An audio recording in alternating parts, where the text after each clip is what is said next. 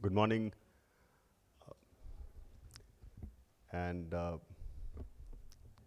dignitaries on this stage and off it. FWA and Dr. Rizvi, thank you very much for this opportunity. And I think most of the issues that one wanted to speak about, Dr. Mittal has spoken already. So at least the issues are there on the table for us to now deliberate upon and take them forward. So this literature on capacity building, and one has done some work in that area, very clearly talks about you can't really have a capacity building concept for an institution or individual in isolation. So when we talk about the one, the other follows. So I would like to see it as a whole. When you talk about capacity building of the institutions, you're talking about individuals, and then you're also talking about the enablement, which is, in my view, very important. So that is the way I prefer to look at it. On the dais, I'm the one who's representing the vocational education space, and that's the lens I use to look at subjects like these. And the subject of capacity and in the area of vocational education is very interesting. And this vocational education, the way we are seeing it being delivered and being conceptualized is of a very recent emergence. The history is not more than, say, about 20 years. Professor Mittal here has been part of the initial think tank that actually set up this National Skill Development Corporation around 2008-09. Vocational education has existed in some form even before the independence, but the kind of activity that we see in this space is very recent.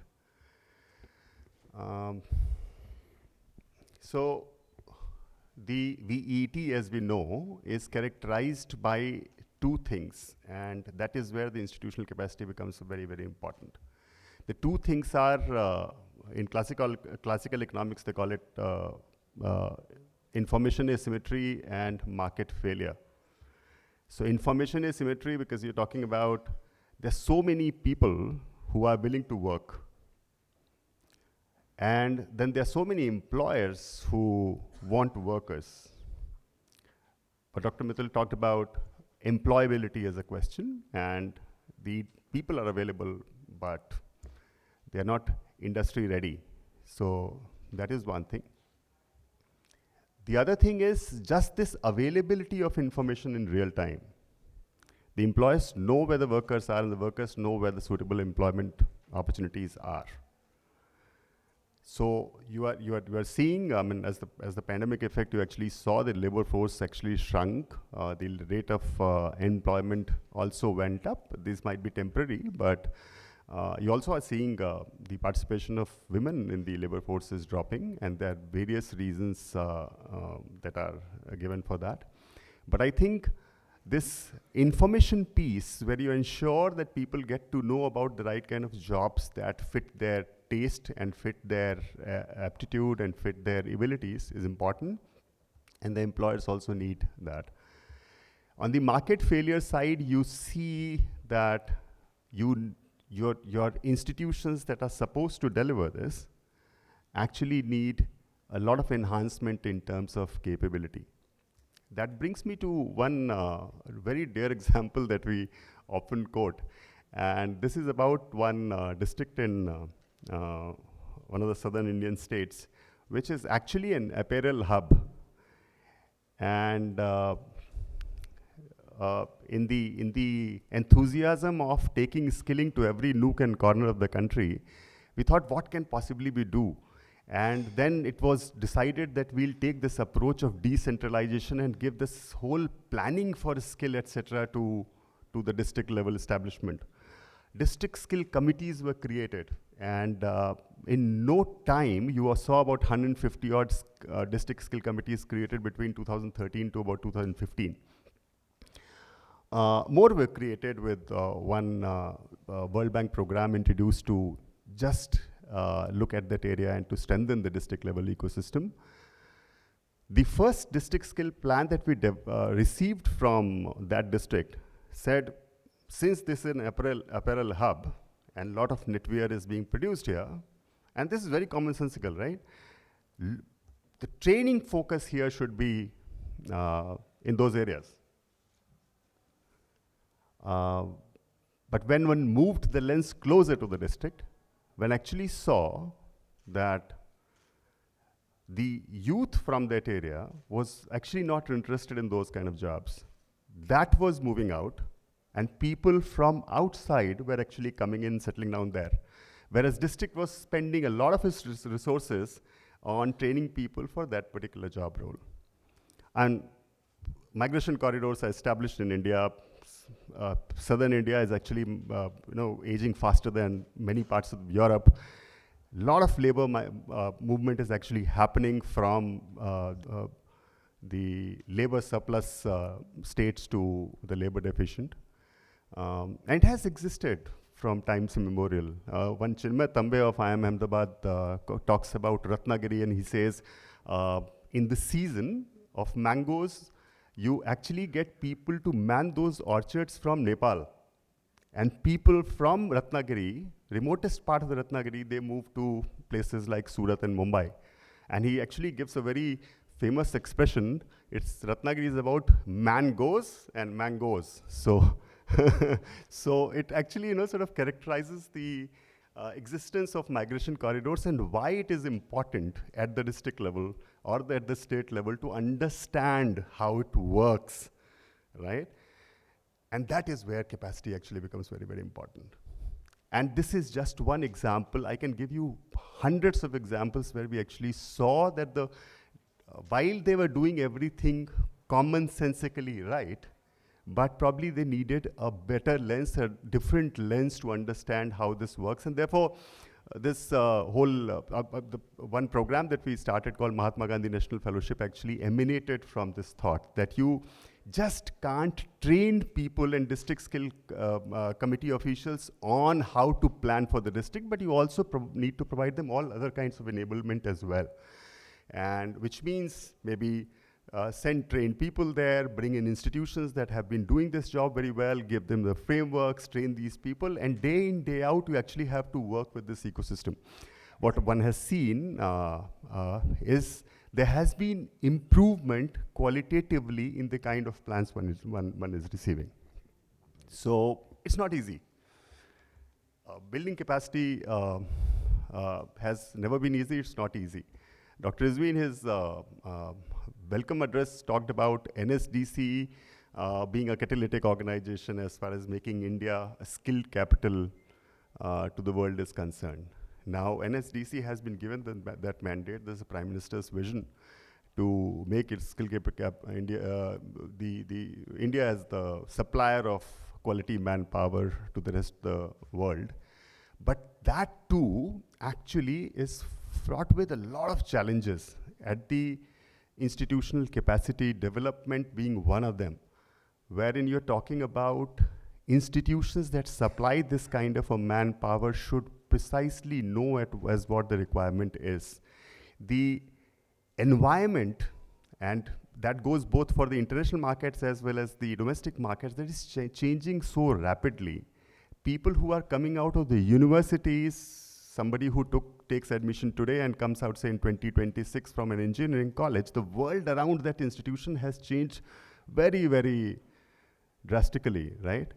And in order to survive and do well in that environment, you need to be continuously informed while you are there in the institution. And the responsibility falls on the institution to ensure that.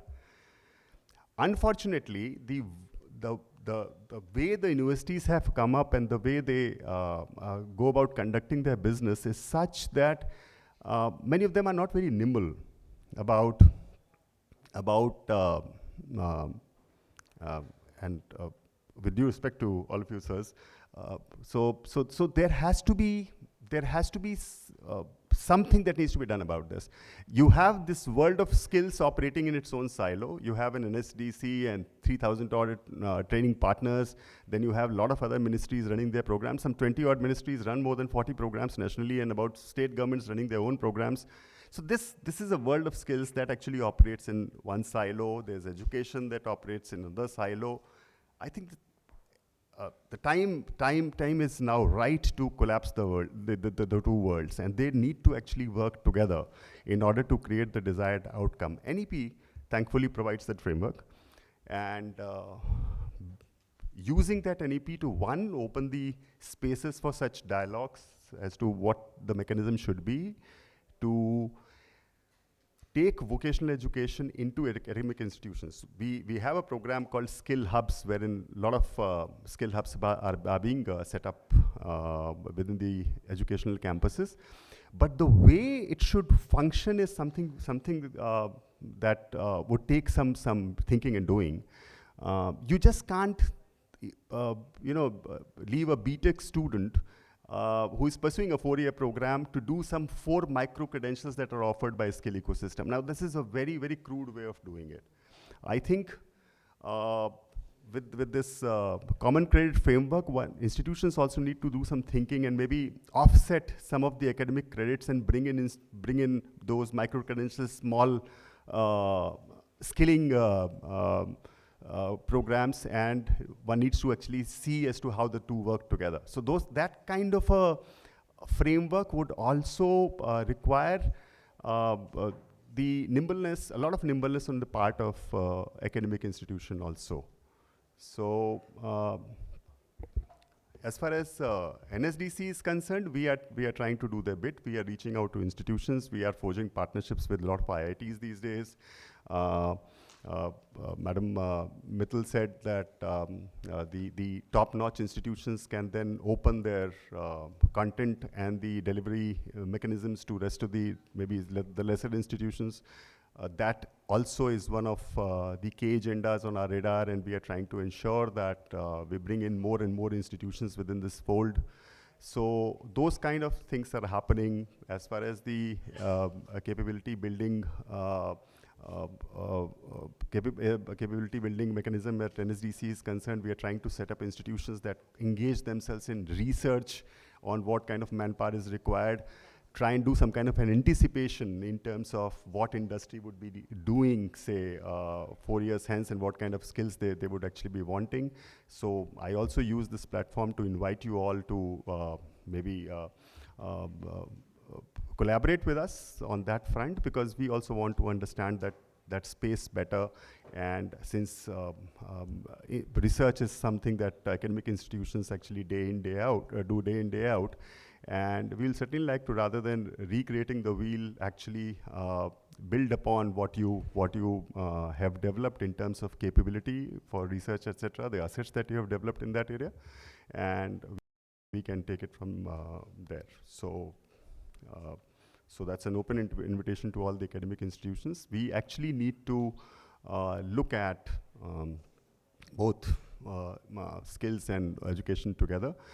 On the government front, one actually sees a lot of movement where the government actually now is prepared to move away just from the training in terms of building the capability of people, which was largely led by Department of Personnel and Training. You now have a capacity building commission, and one has interacted with them, and one sees that it's just not the training programs that they're talking about. They're also talking about special interventions within the organization just to address this enablement factor that the person has got to go back to the same institution, right? Unless and until you provide the person with an opportunity to implement it, apply the skills, the entire effort actually goes down the drain. And I think that is where this capacity building commission is actually doing a great work. As far as giving students an opportunity to practice their skills, apprenticeship system in the country is actually being spruced up. For a very long time, our apprenticeship numbers have been languishing at, say, around 2.5 lakh to 3 lakhs. Now the idea is to take it to at least 5 lakhs over next 2 years, and maybe 1 million in over 3 to 4 years time. But that takes a lot of doing, bringing industry on board, bringing, giving them the comfort that apprenticeship is the right thing to do for the country and also for the industries that they are a part of. That takes actually a lot of convincing. And believe you me, 1 million in this country so big, where this demographic dividend actually is going to stay for next 20 years is actually not huge number. We actually should aspire for higher numbers, but the acts, etc., have been eased now.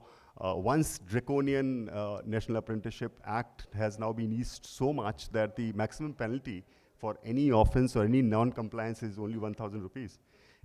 But even with that, bringing the industry on board is, believe me, we are doing it day in, day out. We actually know how difficult it is. And unless and until, so the fact that 90% of the economy is actually not formal is also not helping. But I think there too, a very different kind of a thinking is also required. We are trying out with various mechanisms. I think there's some research in that area would also be very, very helpful. So my call to all the academic institutions would be, let's get together in this, and if we can create some value, that will be very good for the nation. We are talking about Atmanirbhar Bharat, we are talking about Atmanirbhar villages, etc. in the country.